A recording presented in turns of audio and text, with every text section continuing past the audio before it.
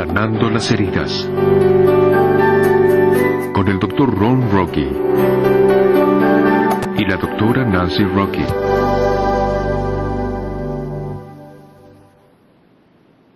Bienvenidos a la clase número 9. En nuestro último video han visto cómo reaccionan de manera diferente a los estímulos. ¿Pero están viendo y experimentando los pensamientos y sentimientos que surgen a medida que les llegan cosas diferentes desde el exterior? Recuerden que las otras personas no pueden cambiar las conductas de lo que dicen, o cómo se sienten, o cómo reaccionan a las circunstancias en sus vidas. Solo ustedes pueden cambiarlas. Al comenzar el proceso hoy, avanzaremos otro paso. Hablaremos sobre el ojo de la mente y cómo eso nos afecta a todos los días. En realidad, cómo ese ojo de la mente cambia mientras estamos en el proceso de recuperación. ¡Oh, eso es emocionante! Ajá. Saben, los niños tienen una visión de sus padres. Es una actitud hacia sus padres y por necesidad. Esa actitud, esa visión, esas palabras son: aliméntame, cuídame, sana mis dolores, mejórame. Y algunas veces, quienes fuimos descuidados en la niñez, quienes no tuvimos suplidas nuestras necesidades, aún nos comportamos como niños. Creemos que todos, en especial nuestros padres, son aún responsables de repararnos, de mejorarnos, de sanar nuestros dolores, de cuidarnos económicamente, etc. Una de las cosas que no hicimos durante los años es comprender que no podemos ser reparados desde el exterior a partir de los 5 años. La ciencia demostró que nuestra mente está bien acomodada a la edad de 7, cuando nuestro carácter ya se ha formado.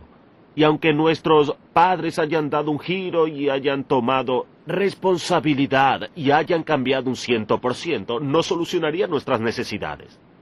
Deben poder ver eso y repararse desde adentro hacia afuera. Es sorprendente que tantas personas que fueron dañadas en la niñez aún tengan esa actitud. Mamá y papá me deben. No me trataron bien en la niñez y lo pagarán ahora que soy un adulto.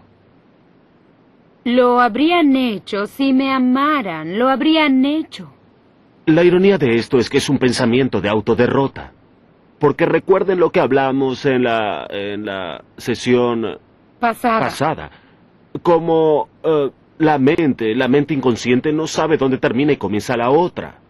Entonces, cuando juzgo y critico a mi madre y a mi padre por cualquier razón, estoy juzgando y criticándome a mí mismo. Es como si la Biblia supiera de lo que estaba hablando. Dice: no juzguéis para que no seáis juzgados. Correcto. Y siempre pensamos que era Dios quien nos juzgaría, pero en realidad nuestra propia mente nos juzga cuando somos críticos y juzgamos a otros. Porque no conoce la diferencia ¿Cierto? entre criticar a alguien más o criticarnos a nosotros. Eso es muy cierto. Y entonces hoy veremos cómo nuestra visión de nuestra madre y padre cambiará en el proceso de recuperación. En principio, a medida que entramos en la recuperación, tenemos una actitud muy aniñada. No infantil. No, aniñada. Son conceptos diferentes. Sí, lo aniñado puede recibir ayuda. Infantil es egocéntrico, mirándome a mí, enfocado en mí mismo. Ingresamos en la recuperación con egocentrismo, enfocados en nosotros. Todo el mundo me está dañando y mamá y papá fueron los peores agresores. Y entonces los hacemos responsables de repararnos y responsables de nuestras conductas actuales. Según mi manera de pensar, eso les da a nuestros padres mucho poder. Nos controlan por el resto de nuestras vidas y allí nos quedamos. Pero no me controlaron a mí porque los alejé. Eso es cierto, los alejaste. Pero en ¿eso realidad, te hizo bien? Claro que no. Aún me afectó en mi relación contigo porque me recordabas a mi madre. Sí. Cuando había algo maternal, como preparar un pastel o cambiar las sábanas de las camas, o bañar a las niñas. O servir la comida en la mesa. De pronto yo era tu Madre. madre en lugar de ser tu esposa. Y pagué el precio por lo que ella hizo o dejó de hacer cuando tú estabas formando tu carácter. ¿Y cómo cambia la visión? Primero llegamos a la recuperación de manera niñada y egocéntrica. Mamá y papá, si me amaran, me repararían. Mamá y papá hicieron esto y por eso soy así. Y vemos a nuestros padres como si, aunque estén muertos, debieran de alguna manera mágica repararnos desde la tumba. De alguna manera mágica deben disculparse. Pero la recuperación dice que esto no es necesario. No debemos recibir ningún tipo de perdón. En otras palabras, no debemos perdonar a nuestros padres para comenzar este proceso. No debemos olvidarnos de todo. De hecho, debemos recordarlo todo. ¿Y cómo cambiará esto mi visión? Bien, estoy dispuesto a ver en mi interior y comenzar a entender cómo pienso y cómo siento y por qué. Y lentamente, con cuidado, dejaré de ver a mis padres con los ojos de un niño que dice, repárame, hazlo tú, para ver a mis padres con ojos de adulto. Ahora el adulto dice, bien, sabes, ganas algunas, pierdes otras. Algunos tuvimos padres fantásticos y otros tuvimos mala suerte. Saben, los míos no eran muy buenos, o bien, mi vida debe continuar y supongo que debo pagar el precio por lo que ellos no pudieron darme. Pero eso es solo una parte del proceso de recuperación, porque al final llegamos a un lugar en el que vemos a nuestros padres con los ojos de Dios. Y Dios nos ve, sus hijos, y dice, ¿sabes qué? Tu conducta puede ser mala, pero sí que te amo. De pronto, nuestra visión de nuestros padres cambia. Porque no solo podemos comprender el daño que nos hicieron, sino que sabemos que nuestros padres también fueron dañados. No tenían lo que necesitábamos. Y no puedes dar lo que tú no tienes. Yo necesitaba aceptación incondicional. También tú.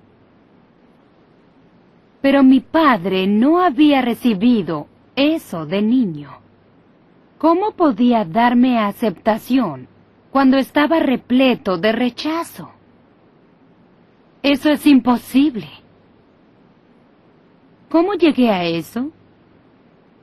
Pues sí, recorrí mi historia personal, pero entonces pude acudir a hablar con mi madre y con mi tía sobre la niñez de mi padre. Y descubrí algunas cosas muy tristes. Primero deben saber que mi padre era una de las personas más inteligentes y talentosas que yo he conocido. Yo lo respetaba mucho y lo admiraba también. Solo me sentía rechazada por él. Mi padre era un pianista maravilloso. Comenzó a tocar el piano de niño. Fue autodidacta, antes de recibir lecciones formales de piano. Cuando tenía 8 años, consiguió un empleo en el molino, después de la escuela, por 2 horas y durante el verano. Y fue con su madre y le dijo, mamá, toma mi dinero y ponlo en una cuenta bancaria. Entonces, cuando crezca, podré ir a la escuela de música Juilliard. Su madre asintió accediendo a hacerlo. Llegó el momento en que se graduaría de la preparatoria 2 semanas después. Y mi padre fue a su madre y le pidió que tomara lo que había en la cuenta bancaria porque estaba listo para ir a Juilliard en la ciudad de Nueva York.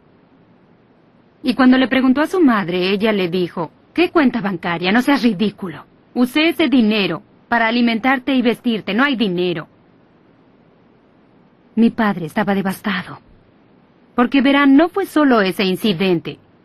Fue toda una vida de de ser decepcionado por una madre con mucha cólera. Y allí también esa clase de conducta de su madre, pues no sale de la nada. Es cierto. No abres una botella un día y decides que ahora eres así, ahora seré colérico, ahora seré agresivo y eso. Hay algo que transformó a su madre en todo eso. Correcto. Y ese era su propio daño, a la Se formación remonta a de su su carácter, pasado. sí. Porque los pecados de los padres se perpetúan por 3 o 4 generaciones. Solo tú y yo podemos hacer una diferencia. Ellos no, pero tú y yo sí podemos. Por nuestros hijos y nuestros nietos también. Por supuesto. Cuando pienso en la situación de mi padre, me doy cuenta de que no solo su madre gastó su dinero para ir a la universidad, sino que durante sus años de escuela elemental y preparatoria también hablaba mal de él a sus amigas. En ocasiones venían a tomar el té, y mi padre subía donde había una ventilación entre la cocina y el baño de arriba, y él entraba al baño y escuchaba desde allí cómo mi abuela hablaba acerca de él. Ella decía que creía que su hijo era femenino, porque tocaba el piano. Y lo decía aunque él era el capitán del equipo de fútbol. Aún conserva, aunque murió hace más de 20 años, la marca de velocidad de la preparatoria a la que asistió. Y él solía nadar en el río en contra de la corriente, por 3 pueblos, para hacerse más fuerte. Pero mi abuela creía que era femenino, y les decía esas cosas a sus amigas. ¿Es eso aceptación? No. Mi abuelo, por otra parte, por lo que yo comprendo, y él murió cuando yo era joven, era un hombre amable y amoroso. Pero estaba ocupado por una esposa muy colérica, que lo silenciaba. Él callaba, y por consiguiente su silencio le decía muchas cosas a mi padre. Y entonces él no defendía a mi padre de su esposa. De hecho, el día en que mi padre se casó con mi madre, mi abuelo se paró en la puerta de la casa y despidió a mi padre con lágrimas en el rostro, porque mi abuela se rehusaba a asistir a la boda. Mi padre vivió en el rechazo toda su vida. No conocía el significado, ni tenía la experiencia de la aceptación. ¿Cómo podía darme a mí lo que él no tenía? ¿Y eso ha cambiado la visión que tengo de mi padre? Sí. ¿Eso cambió la visión que tengo de mi abuela? Sí. No sé mucho sobre esa historia, pero sí sé, como dijiste hace algunos minutos, que esas conductas no salen de la nada. Vienen de algún lugar. Sabes, tú tuviste una reacción similar a la mía en tu proceso de recuperación.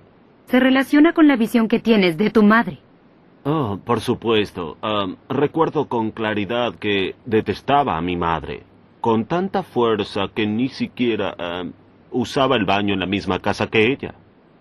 Eso era obsesivo. Yo tenía problemas fenomenales con ella.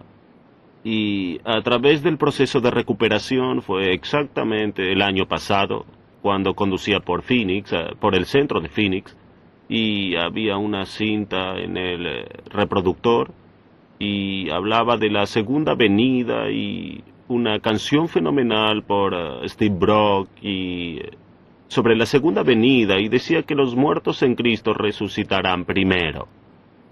Solo podía ver a mi madre y a mi padre saliendo de sus tumbas, y yo corría hacia ellos como un niño, y cuanto más me acercaba, más envejecía, y al llegar a ellos tenía mis brazos extendidos, y miraba a mi madre y a mi padre, y les daba un fuerte abrazo, y les decía, oh, cómo han cambiado las cosas. Déjenme decirles cómo se compuso mi vida.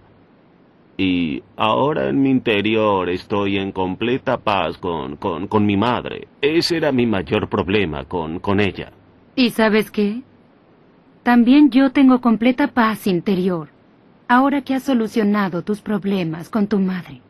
Sí, lo interesante es la cereza sobre el pastel de toda esta sanción. Fue cuando comencé a ver que trataba a mis hijas de manera muy diferente. Y cuando solucioné lo de mi madre y comencé a ver el proceso de totalidad, comencé a ver que mi segunda hija se veía como mi madre, y caminaba como ella, hablaba como ella, y deseaba ser pastelera como ella. No me agradaba en nada y ni siquiera lo sabía. Pero cuando comencé el proceso de sanación y resolví los problemas con mi madre, de pronto los problemas con mi hija se disiparon. Y hoy somos muy buenos amigos con mis dos hermosas hijas. Un Y cambio entonces, asombroso. sí, sin decir cuánto ha afectado nuestro matrimonio. Exacto, exacto. Y creo que debe haber tenido un impacto positivo en ti, porque ya no espero que tú hagas todas las cosas que hubiera deseado que mi padre hiciera por mí. Algunas de estas cosas debo hacerlas yo misma. No necesitaba otro padre, necesitaba un esposo. Pero sería bueno si pudiéramos hallar juntos la receta de los pasteles que solía preparar mi madre, ¿sabes? Sí, nos hemos acercado algunas veces, pero creo que no tenemos suficiente tiempo en casa para practicar la preparación. Sí, es cierto. Pero tu madre hace unos pasteles deliciosos. Sí. Sabes, una de las preguntas que suelen hacernos respecto de una familia disfuncional, y aquí debemos agregar qué significa disfuncional, tiene dos significados. Primero significa funcionando en dolor, y segundo significa que no funciona según el diseño original.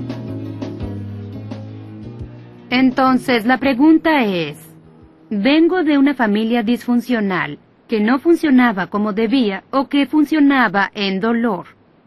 Y parecía como si quisieran atraerme a ellos. Yo mejoraba, me recuperaba un poco y me atraían a ellos, como si no quisieran que yo me recuperara. ¿Puede que sea así? Y la respuesta es, sí, puede ser así. Vemos familias que funcionan en dolor, que hacen todo lo posible por retener a sus hijos en el sistema disfuncional de la familia. No conscientemente. No conscientemente. Esta es la manera normal de hacerlo en mi familia. La cólera era la manera de funcionar. Sí. Gritas, aúllas, golpeas la mesa, lanzas cosas. Eso era normal para mí. Y luego conocí a tu familia y se abrazaban todo el tiempo. Me enloquecía. Ustedes eran extraños. Porque para ti eso era algo anormal. No Absolutamente. estabas acostumbrado a eso. Pero ahora me agrada. Lo sé. Y es bueno para mí también. Sí, Porque me agrada. sí, ¿Qué puedo decir? sí. Entonces las familias intentan retener a sus hijos y replican la misma disfunción generación tras generación. Sí lo hacen. Sí. Pero no es adrede. Aunque sí se sienta como si los mantuvieran donde ellos quieren, disfuncionales. ¿Saben el mejor obsequio que pueden darle a sus padres, a sus hermanos, a otros miembros de la familia? Es su recuperación personal. ¿Por qué? ¿Saben? La ciencia médica dice que hay un aura que nos rodea. Otro escritor inspirado lo llamó una atmósfera. Y esa atmósfera contiene nuestro carácter, que es, como deben saber, nuestros pensamientos y sentimientos. De hecho, hay una atmósfera que nos rodea que contiene nuestros pensamientos y sentimientos. Entonces, esa atmósfera afecta a todos con quienes entramos en contacto. Podemos, como dijo el escritor, envenenarlos a ellos o bien bendecirlos con nuestra actitud. Pues todos nosotros hemos sentido en algún momento, nos acercamos a alguien y algo no se sentía bien allí, no me agradaba esta persona. Es solo, cuanto más te acercas, más te sientes amenazado. Nos alejamos y lo dejamos solo. Pues incluso los perros lo Sí, hacen. claro. Hay personas a quienes no se acercan y lo mismo los bebés. Y suponemos que puede ser por esta atmósfera, este aura. Y como nuestros pensamientos y sentimientos están en esta atmósfera, Si nuestros sentimientos mejoran por la recuperación, si cambian, entonces llegarán a las personas con las cuales entramos en contacto y las bendeciremos, en lugar de lo anterior, que era herirlos o envenenarlos. ¿Qué obsequio tan magnífico pueden darle a su familia cuando escogen la recuperación? Están dándoles el principio de su propia recuperación. ¡Wow! Eso es muy poderoso. En realidad les están dando esperanzas. Dios mío, tal vez pueda cambiar. Sabes, recuerdo, hacia el final de la vida de tu madre.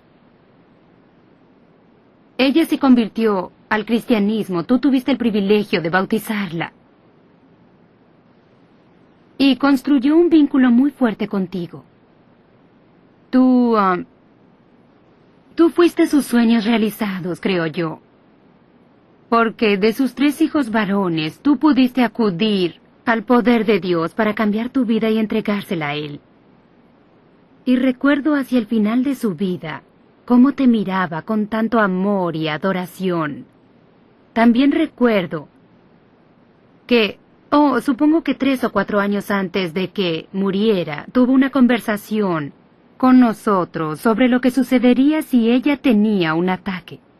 Dijo que si tenía un ataque no regresaría, porque no quiero ser una carga, no quiero ser un vegetal. Si tengo un ataque, yo moriré. Y recuerdo que estábamos en Florida y nos llamaron a Milwaukee porque tu madre había tenido un ataque. Subimos al auto enseguida y conducimos hacia allí. Y lo discutimos en el camino. Sabes que no regresará. Esta será su decisión. Y me pregunto si lo sabía. ¿Tendrá conocimiento cuando lleguemos allí? Casi no lo tenía. Pero recibí el mensaje de sus ojos. Oh, sí. Este es el final, ¿lo comprendes? Sí. Y de alguna manera la confortaba el hecho de que estuvieras allí. El elegido, el pastor. Te habías convertido en el elegido. Y yo era la oveja negra. Sí, eras el rechazado y te convertiste en el elegido. ¡Wow! ¡Qué diferencia! Me recuerda a la Biblia cuando dice, mi siervo eres tú. Te escogí a ti y no te deseché. Y yo recibí el mismo mensaje de tu madre hacia ti en sus últimos momentos de vida. Que eras el elegido. La recuperación es posible. La recuperación es una forma de vida. La recuperación, en realidad, es experimentar el reino de Dios ahora.